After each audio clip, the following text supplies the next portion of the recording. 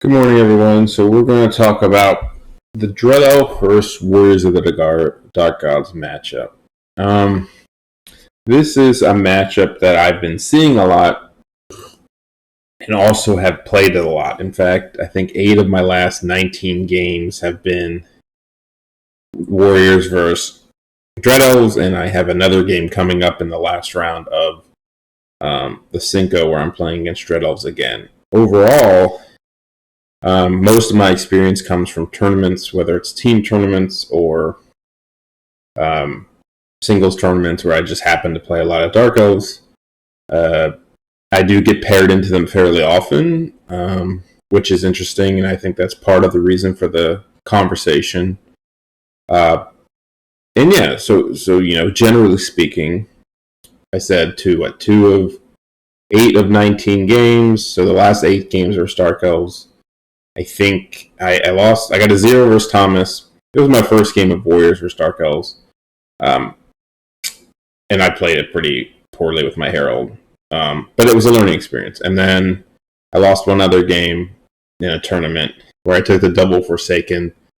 And I actually played that one poorly too. I lost 2 of my first 3 and then won the next 5. And some were versus not the greatest players, and some were versus ETC level players.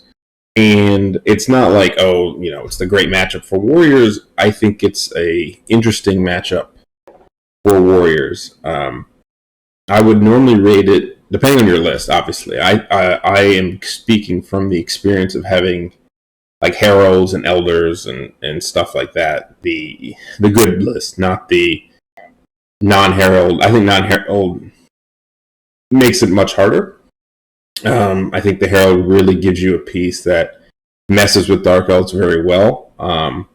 You pretty much take Fly and Stomps, and then you take Pentagram, Hellfire, and Breath Corruption, and you take Glory of Gold and Armor, and you basically have like an amazing magic phase versus them. That you just do damage, you have great buffs. As long as the Herald doesn't die, he can fight off most things. I think people really underestimate how hard it is to kill a Herald with Stomps and Stubborn in combat with Dark Elves. Like, sure, you get +1 to wound on the first round, but I mean, he's doing 2s and 2s for most of your units. He's stomping for 2s. Like, Strength 5 AP2 is like perfect versus Dark Elf Infantry because they only have 5 up saves. They're only toughness 3, so you don't even need anything else. So you have the breath weapon. You cast breath weapons. All your spells can go into combat. You can theoretically kill 20 Dark Elves in 2 turns of combat, and your defense 8, so even spears hit you on 4s and 5s the first round. Whatever. Usually they want to challenge you. It's just and they can't really stop you from moving. Right? It's just a nightmare to deal with. Now, he's not an auto-win piece. He's not unkillable. Mine's been very close to dying. I do play him a bit riskier, not going to lie. I run him in there, but I think you have to do it a little bit to kind of force the game, depending on the scenario and whatnot. So we know what we're talking about from the Warrior side. If you watch my videos, those are the lists that I tend to focus on when I speak. So if you're not playing the Herald, more single model-ish heavy list, then this advice might not work for you, because I think a lot of the strategy or a lot of the advantage maybe Warriors gain revolves around the Herald. I think it's interesting because, and the reason I want to make this video is I find that a lot of Dark Elf players rate the matchup as good for them. And, in my brain trust of, Thomas and Curiel, where we talk about Warriors a lot, we tend to think that it's better for us slightly. It's not like a bright green, but we do think it's better for the Warriors player. One comment that was made by Thomas as to why it's better is basically, if the Warriors player plays really well, it's very hard for a Dark Elf infantry army. It doesn't have many options.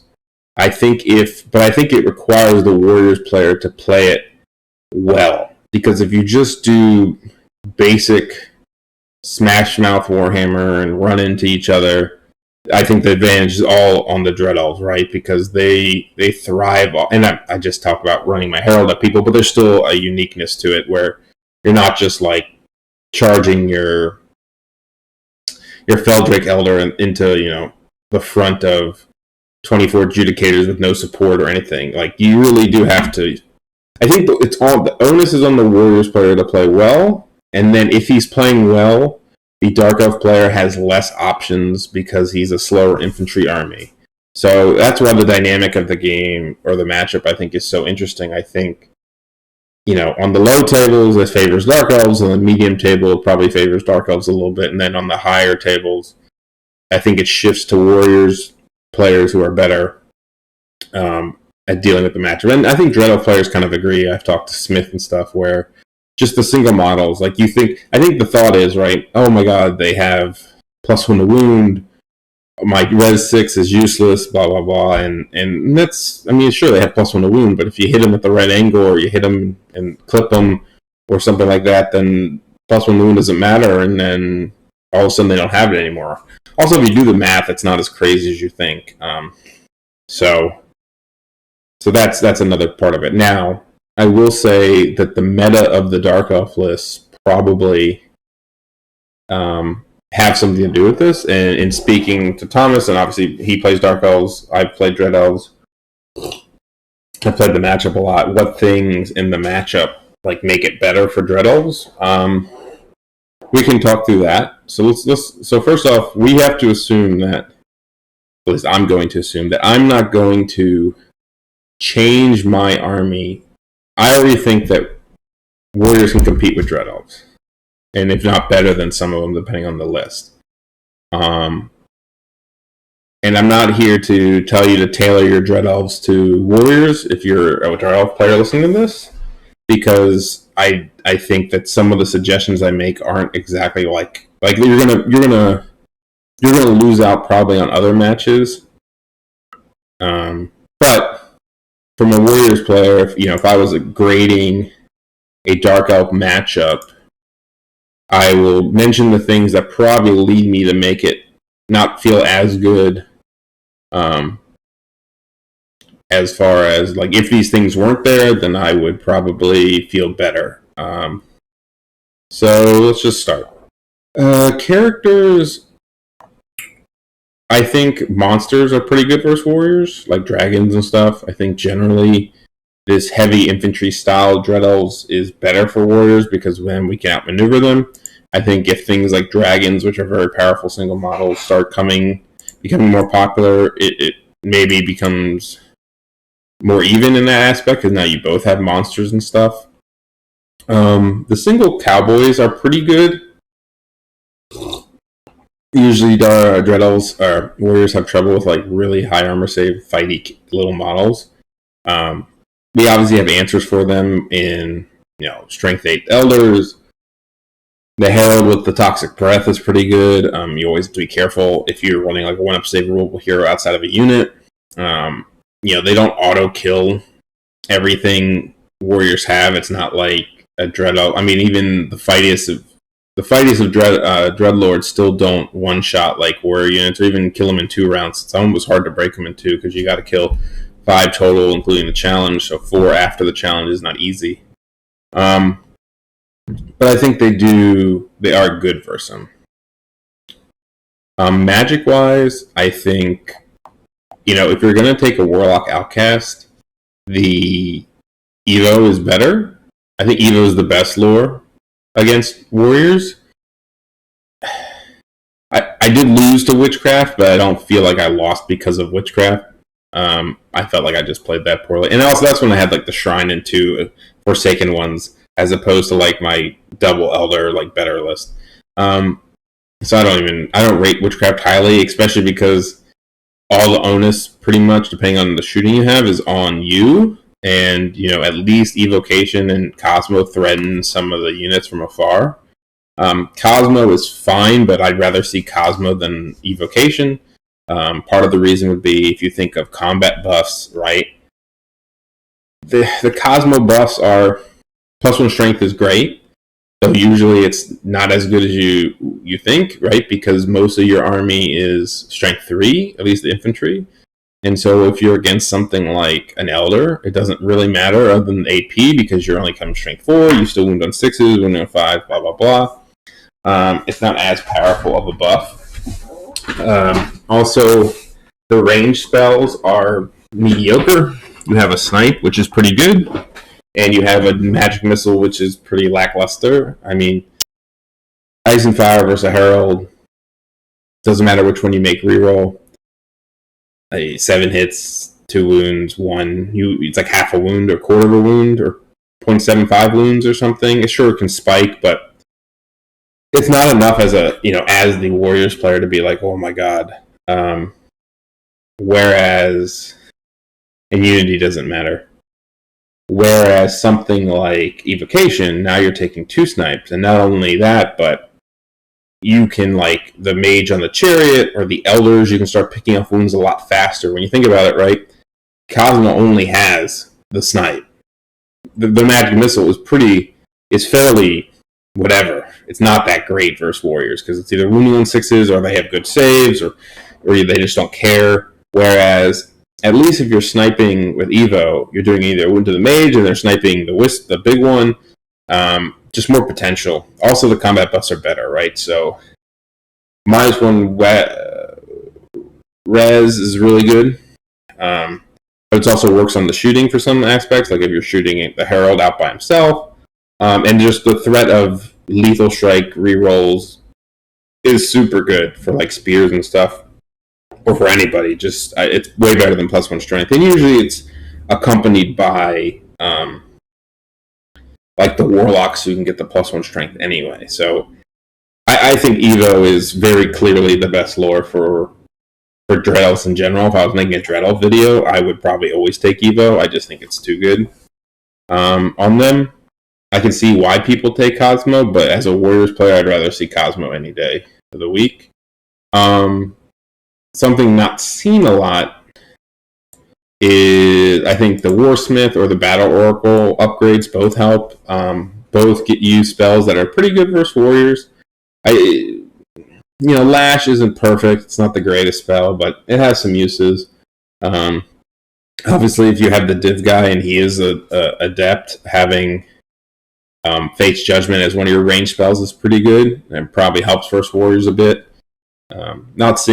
If they have Chosen Knights, then the Warsmith one is great, and also having the Warsmith ability really can take one of your units and make it much better versus the Warriors player, depending on the unit that's running at them. Let's see, don't care. Core, I think auxiliaries are very good, just because the shooting they can pump out can always spike some wounds here and there. Spears are good. Nothing really stands out to me in core that says, oh my gosh, if you have this versus Warriors, it's really good or not. I mean, you gotta kind of take infantry in your core to some extent. Dread Knights or whatever, because they're going to have the breath weapon. They're pretty good, obviously, if you get the charge. They're not awful, but I wouldn't say that really changes my mind on the matchup. Judicators versus Obsidian Guard. Judicators, they are better because they're strength 5, +1 to wound all the time, and they're AP 4, which is really big versus Warriors. They do more wounds per model to like Elders and stuff, and to the Herald, which is nice. I'd say it's not I think big units of either one is hard. For the Warriors player is harder rather than MSU because, for example, right, a Herald can run into 10 Obsidian Guard. He'll kill a couple before, if he chooses to with the breath, he'll kill like almost all of them. Like, they're all going to die probably before they get to maybe 8 attacks, which need 3s and 4s, and then saves. Maybe you do a wound. The fact that he can heal with the spell. I think one thing that is underrated, or at least, you don't really see is, because Breath of Corruption is such a good spell versus Dread Elves, it's if you do ping a wound on the Herald, you're probably not going to stop Pentagram. Like, you might. You probably, like, if you really don't want to get him to heal, sure. But stopping that spell, like, kind of feels a little bad. And then he gets breath off and then, like, takes off half your knight unit or something. So the fact that, like, when Pentagram starts becoming the must-stop spell, it opens up a lot of opportunities, whether for +2 armor or glory or gold, or even just the other damage spells. So I do think the bigger units work better because they can kind of hold them longer and actually have some models to fight back. I think MSU is whatever, especially, like I said, it's just not as good versus Warriors. So bigger units of these tend to be scarier for me. Gorgons, I think, are a great unit, period. And also feel like they are pretty good versus Warriors. I think if people don't have Gorgons in the list, I feel better as a Warriors player. Obviously, the auto hits are really nice versus an army that has good armor. Versus the Chariot guy that's like 2 auto wounds versus the Herald that's 2 saves. Versus the Warriors that can kill 3 of them before they even strike. They are a nice target for Hellfire, probably the best target for Hellfire from a points to wounds perspective.